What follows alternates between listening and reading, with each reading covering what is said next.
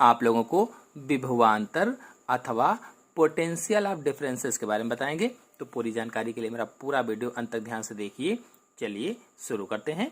तो किसी चालक के दो बिंदुओं के बीच एकांक आवेश को एक बिंदु से दूसरे बिंदु तक ले जाने में किया गया कार्य ही उन बिंदुओं के बीच का विभवांतर कहलाता है। चलिए इस परिभाषा को चित्र के माध्यम से समझ लेते हैं। तो ये जो गोला मैंने बनाया है इसे वैद्युत क्षेत्र अथवा इलेक्ट्रिक फील्ड समझ लेते हैं। इस गोले को क्या समझ लेते हैं कि वैद्युत क्षेत्र है अथवा इलेक्ट्रिक फील्ड है, और इसके बाहर के क्षेत्र को अनंत मान लेते हैं। यानी इस इलेक्ट्रिक फील्ड के बाहर वाला जो क्षेत्र है इसे अनंत समझ लेते हैं, इन्फिनिट समझ लेते हैं। अब इस वैद्युत क्षेत्र में बिंदु A और बिंदु B हैं। इसी वैद्युत क्षेत्र के अंदर बिंदु A और बिंदु B हैं। इन दोनों पर प्लस Q आवेश है, यानी इन दोनों बिंदुओं पर प्लस Q आवेश है, और यहाँ बाहर अनंत पर भी प्लस Q आवेश है, जिसे प्रेक्षण आवेश भी आप बोल सकते हैं। अब परिभाषा है कि विभव के अंतर को विभवांतर कहते हैं।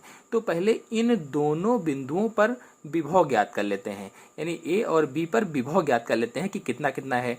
अब अनंत से प्रेक्षण आवेश को पहले बिंदु B तक लाने में जो कार्य किया गया है, अनंत से इस प्रेक्षण आवेश को लेकर हम चलेंगे तो बिंदु B तक लाने में जो कार्य किया गया है वह बिंदु B का विभव कहलाएगा। अर्थात एकांक धनावेश जो है इसको B तक लाने में किया गया कार्य विद्युत विभव होता है। तो इसे हम VB मान लेते हैं। इस बिंदु को हम VB यानी इस पर जो विभव हुआ उसको हम VB मान लेते हैं कि विभव VB है। फिर अनंत से बिंदु A तक प्रेक्षण आवेश को लाने में जो कार्य किया गया वह बिंदु A का विद्युत विभव कहलाता है।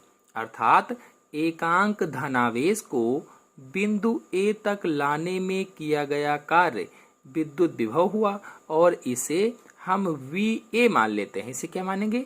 VA, यानी इस बिंदु का विद्युत विभव क्या हुआ? VA हो गया। अब देखिए दोनों बिंदुओं का विद्युत विभव ज्ञात हो चुका है, उसका VA और उसका VB।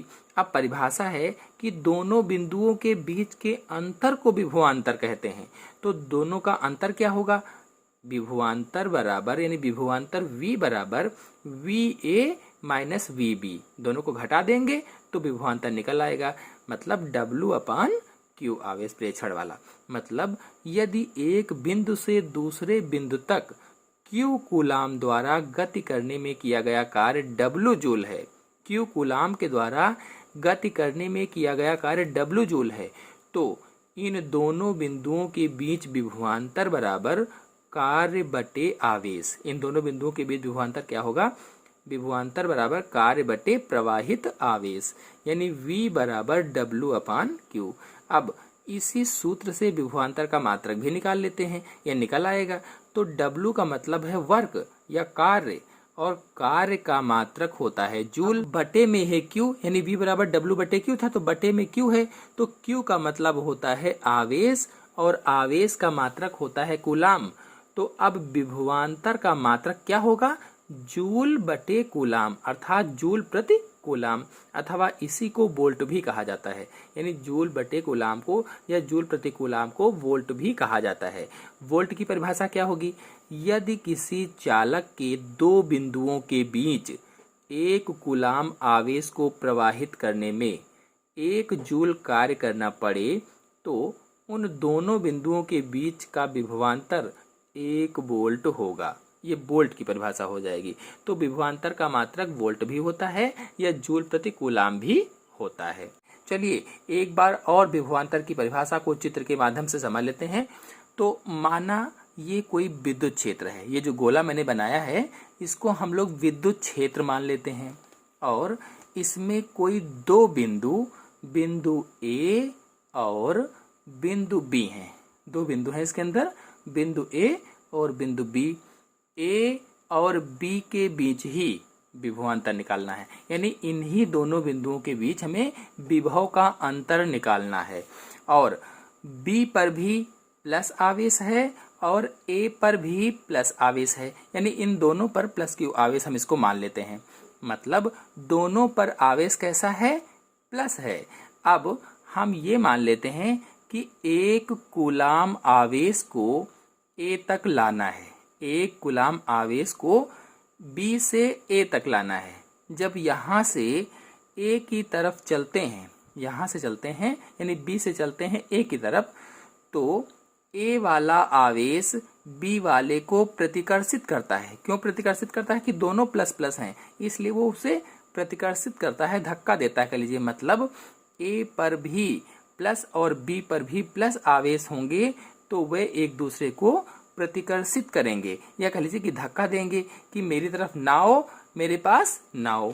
लेकिन यदि फिर भी आप उस B वाले आवेश को A तक लाना चाहते हैं तो इसके लिए कुछ कार्य करना पड़ेगा।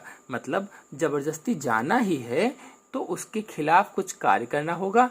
अब जितना भी कार्य करना पड़ेगा वही कार्य इन दोनों के बीच का विभवांतर होता है।